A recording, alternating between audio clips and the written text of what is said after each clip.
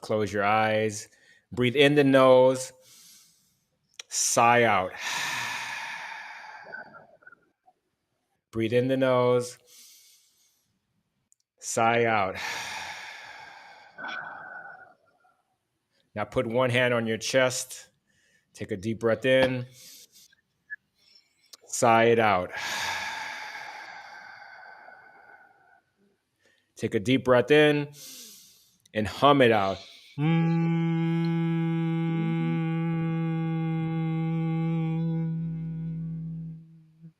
Take a deep breath in and relax.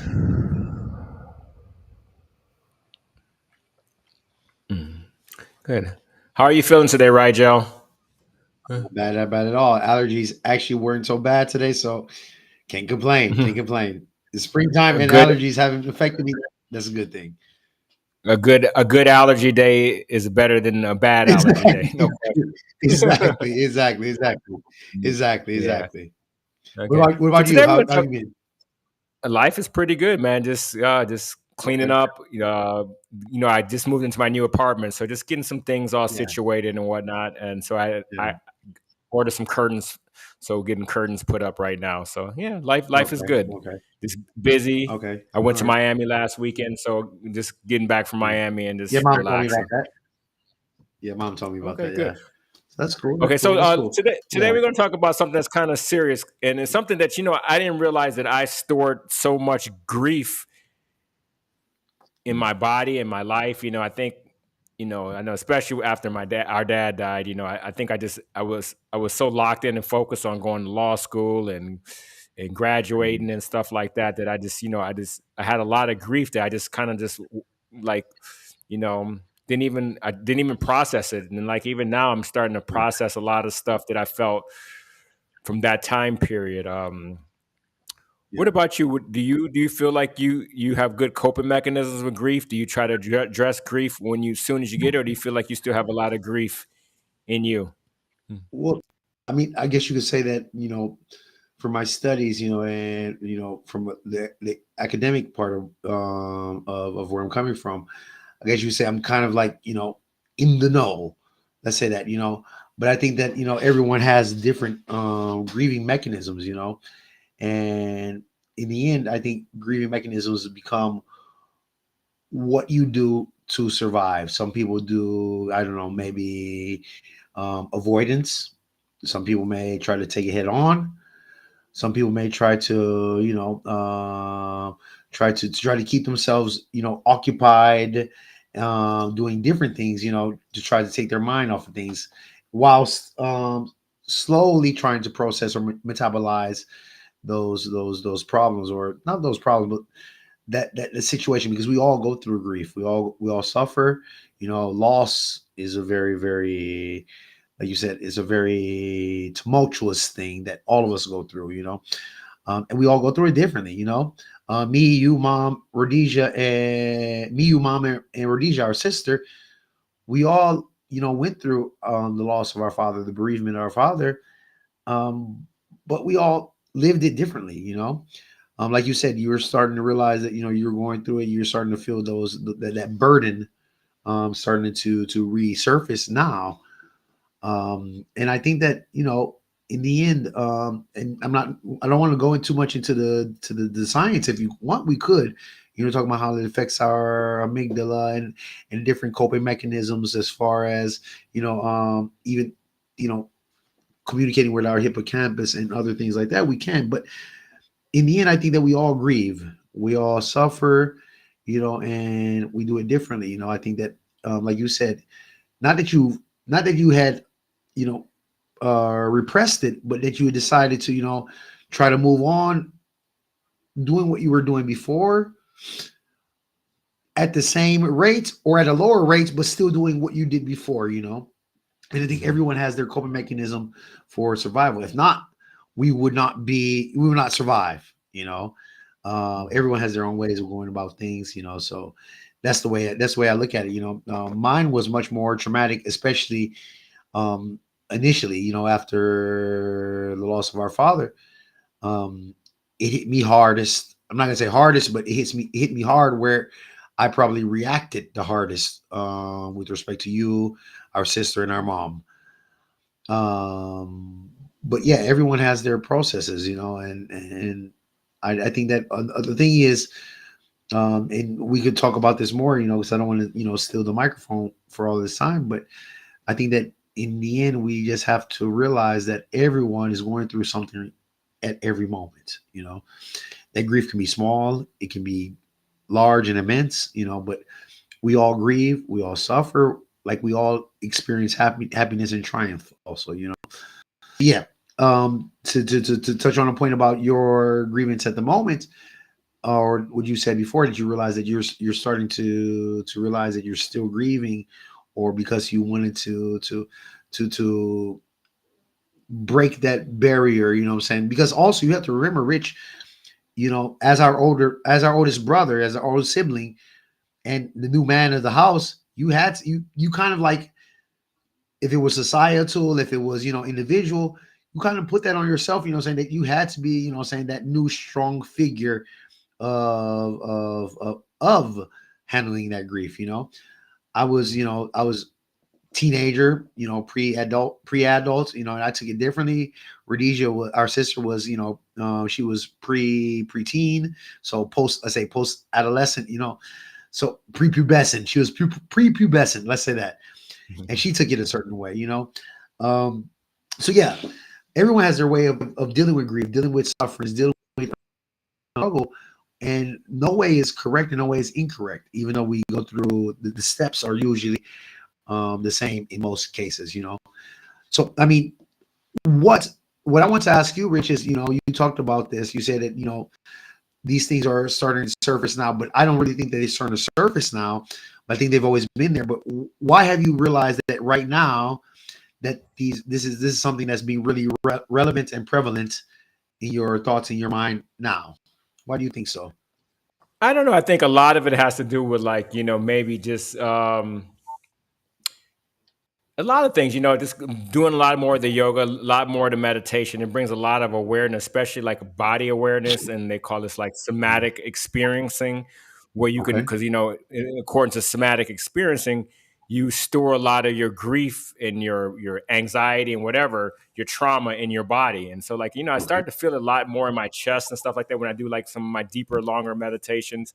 But just also how I'm showing up to other relationships with other people. I kind of notice a lot Okay. of things that are kind of triggering me from stuff, and not so much even grief from our dad's loss, but just growing up in Inkster. I think it was a lot of grief there. And even when we go back and we see our cousins and stuff like that, I sense the grief in their eyes. And even sometimes when I look at you or look at mom or look at my Rhodesia, I see a little bit of that, that poor Inkster grief that is a community that is full of a lot of grief. And Yeah. and it comes from like long history of slaves and sharecroppers and whatnot, and this Mhm. in extreme poverty.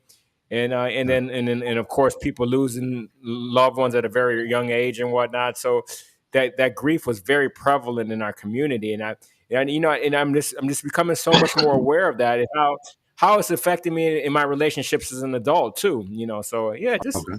so I think, and I think looking back on it, I think you always been the type of person that wore your emotions on your sleeves, and I think ultimately Mhm. that's kind of like the better way to live, because a lot of that's what animals do, and that's why animals don't really have that trauma. Because, like, Yeah. say if a jackal is being chased or a hyena is being chased by a lion, and he or she finally gets away, he or she will shake just uh, violently for like a good like minute, 2 minutes, 3 minutes, maybe uh-huh. cry, scream, whatever. And then after Yeah. that, they go back to normal. But us Yeah. humans, a lot of us, we don't take that moment to really just let it go and really just let out and Yeah. let those emotions fully be expressed, you know, and Uh-huh.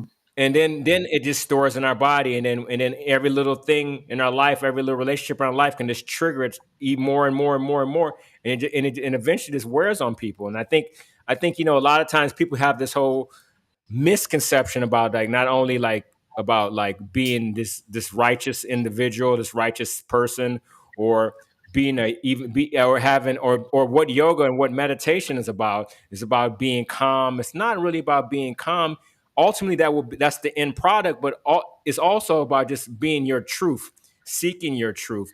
And seeking your truth is if you have deep, Hmm. dark emotions that need to be expressed at that very moment and be processed, that's natural. And but we live in a society Yeah, where like, oh, it's not natural to be like that. It's not natural to be like that. Then now it's exactly. natural. And now it's commonplace for everybody to have mental health days and whatnot, blase speak, because we're not really processing. We live in a society where it's kind of shunned upon to process these deeper, darker emotions in the moment, and that's when you can really really address that traumas in that moment. Because then, if not, I think trauma and injuries and pain and all that stuff have a sneaky way of just slivering all over your body and all over your consciousness and over your psyche if you don't address it right from the beginning. That's why, like when they tell people when they ride a horse, if you fall, get right back on it, so you can really Yeah, address your fear, address that trauma at that moment. So exactly. so No, I, no. I In think fact, I think it. Mhm. go ahead, no, go ahead, go ahead. You Go think ahead. what's that up? No, No, I was I just saying, think yeah, it's important.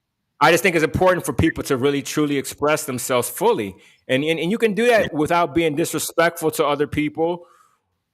But you have, definitely. I think, especially in relationships, I see so many relationships where people are just trying to like what they call like walking on eggshells with each other. But that's not a relationship, and that's not a relationship with yourself if you're walking on eggshells through life. And that's something I learned from you, and I thank you. And you always taught us from a very early age to really just truly express yourself fully in the moment. And I think that's such a redeeming characteristic. Yeah. Well, no, I really appreciate it. And like I said before, you really hit the nail on the head. Before, not because of the fact that you applauded me for my spontaneous. Actually, that my voices, because like you said before, whether it's a good thing or a bad thing, society doesn't, allocate space for that. Like you said before, even if you feel like, what, I want to express my emotion, but no, but society says I can't, what I'm saying? So I keep those things bottled in, and like you said before, coming back to where we are animalistically, because we are in the end, we are animals, we are still beasts, we're still creatures, what I'm saying?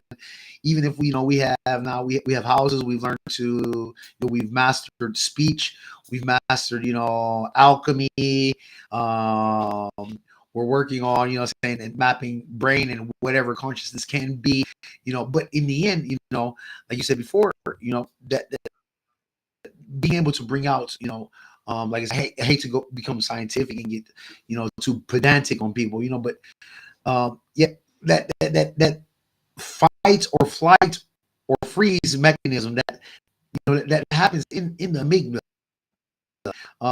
And it's not one of those things I've always wanted. Saying, I'm not saying that I was always proud of it, but I know that's me though. I'm saying, I know that being able to express myself, being able to say, I feel bad right now, I feel sad right now. Even if you may seem like Rigel's like hypersensitive, hyper, saying, et cetera, et cetera, et cetera. Are unfortunately that has not always been a good thing or a good, let's say, characteristic in today's society. But and I'm not saying it's a good thing or a bad thing. I'm saying that it's a thing that exists, which we have to always consider, like that first moment of bereavement or grief, where we're like, "Fuck, I lost someone," or "Fuck, this is terrible for me." What I'm saying? And it becomes really, really, really tough for us. What I'm saying? I think that I want to say this. I'm not sure, and I really have to look that up. But in Italian, the ideal of bereavement, of grief, is lutto. Is lutto. Whereas the ideal of wrestling or struggling against is lotto. I'm not sure if the two words have, like, particular origins, but I feel that both the grief and fighting are often very, very, very connected. But it's more of an internal fighting, Mhm. and things like that. And I think that a lot of times, I think that the most important thing is, like you said before, is trying to look at through meditation. For those who do incorporate meditation, breath work, and deep thought into their daily lives, is to constantly try to tap into those points of their lives. And I think that it's a job of other people, other bystanders, to really realize that, everybody's probably going through some personal grief at this moment. You know what I'm saying? If they're smiling on the surface, that doesn't mean that they're sad underneath, but they still have some sadness and some sorrow that, they're still trying to address. You know what I'm saying? It probably hasn't metabolized yet. It's probably there on the surface. It's probably deep down, and they need to get in contact with it. And one of the things is, my spontaneity. I'm not gonna say that my spontaneity has been one of my strong suits, but it's one of the things that's been able to keep me to survive from let's say egotistical, not egotistical in the sense that only for me, but for my ego, for myself. It was my way to try to stay in touch with my inner self, to say, you know what, I'm sad right now, and I'm going to express that through crying. I'm a very emotional person. You know that. I can cry on an instant. You know what I'm saying? I can scream at an instant. You know what I'm saying? And one of the things is that, through that, I've been able to understand how to label and how to say what those feelings were. If I'm sad, I can say that it's sadness. If I'm sorrowful, I can say that I'm sorrowful. If I'm, in a state of, of melancholy, I can say that, but I've only can say that because I've experienced all those three ways, and I've expressed myself in those different ways, which can be similar or viewed as the same thing, being sad, sorrowful, or depressed, or melancholic. Oftentimes we think of those things, or let's say that the way we express ourselves in those situations can have very similar, cues or elements that we can see. So what I want to ask you, Rich, is, all right, so now that you're getting in touch with that part of yourself, how are you interacting, or how are you how can I say, how are you expressing yourself now that you find yourself, that's a part of your life, your existence, that you want to bring to the surface, to work with? How do you express yourself? Do you try to still filter it, or do you just let it go? No, I never filter. I always let it go. But when I do a lot of the meditation and the yoga, if I like need to cry or I need to scream or I need to shake, I allow all those things to process and whatnot. And then sometimes when I just feel really like sad and something like that, I'll just sit there and just let it just let the feeling in my body just take place. Because like I think like all things want to be heard and all things want to be seen. And so like that emotion at the end of the day just wants to be heard and wants to be seen. It doesn't want to be like disregarded and whatnot. And I think Okay. once that emotion becomes heard or seen, then it kind of like it goes through it goes through its course. But yeah, I think a lot of times, and I know other people in our lives that they hold a lot of grief, and you can see it, and then life can be hard and tough for people. I get it, Okay. because not everybody is living limitlessly, and limitlessly is Okay. not about Okay. so much money.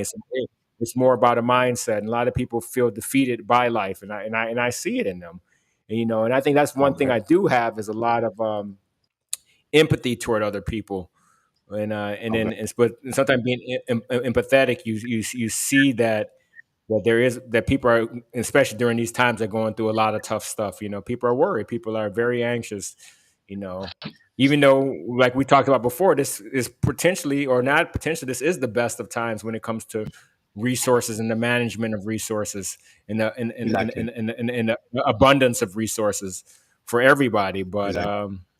but there's a lot of sad people out there. So I think that's part of my mission in life, is just to help people as much as I can. I think all of us should carry that mission, and that's it. I just want to make sure I'm always showing up and giving my best to everybody. So and so I All right. know my best, and me showing up my best, I have to be my true self and my true identity.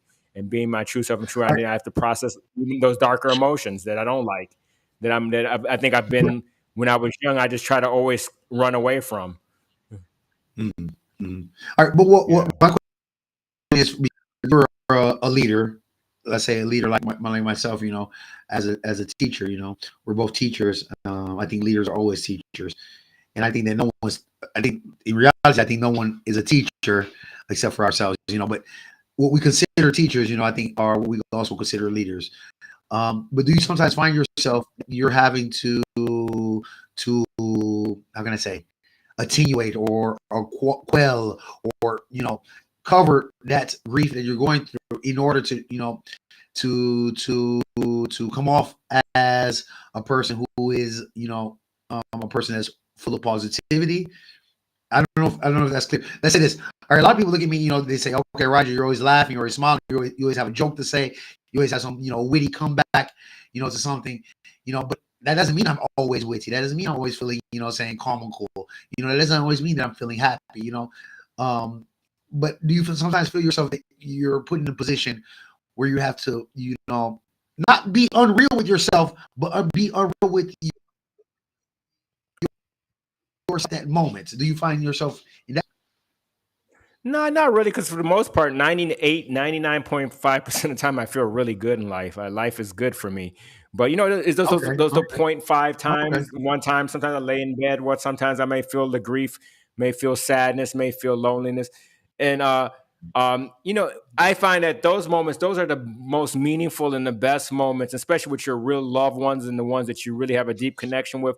That's Exactly. when I think it's really Okay. the best time to truly connect and express yourself. But when you're more of a commercial setting, I call it, or like when you're around people where you are a quote unquote authoritative figure, that's not. I don't think it's really the time and place. It's not beneficial for Okay. anybody. You know what I'm saying? But I mean, Okay. but if I'm sad at that moment, which I don't think I've ever really been sad around people too much.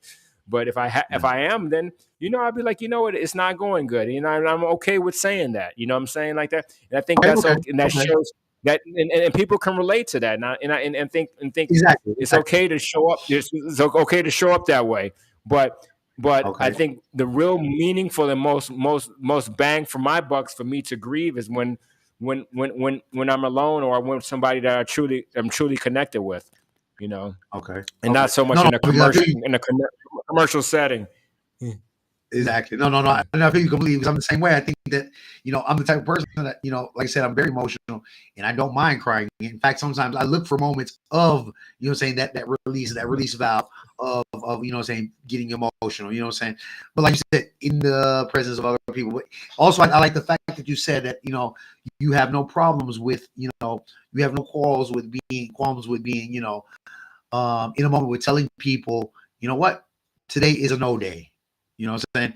Because I think that's what happens is a lot of times, and that actually that speaks to your soul, your conscious more than your ego, because your ego is like, okay, as that person who's always on point, that person who's always have something positive or motivative to say, something Yeah. motivational to say.